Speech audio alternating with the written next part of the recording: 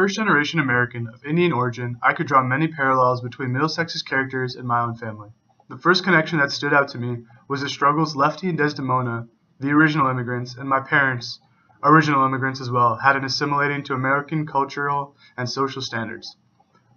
Another connection, one I could personally relate to, was when Milton talks to Desdemona in Greek in order to stay in communication with her. Both sets of my grandparents live in India, and although my Nana, or mother's dad, speaks great English, it's hard to communicate with the other two grandparents without speaking Hindi.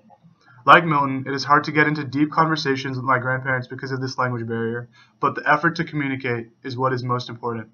Lastly, Middlesex made me realize the importance of keeping my Indian culture even as I grow into an adult. Each generation of Middlesex loses some of its Greek culture as time goes by, and I don't want the same to happen in my family with Indian culture.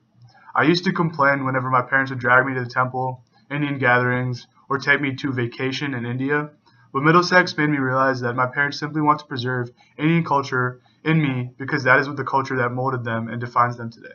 If you are a Georgia Tech student who is a first-generation American, I would highly recommend Middlesex as it offers a chance to see the importance of how culture shapes identities in American immigrant families.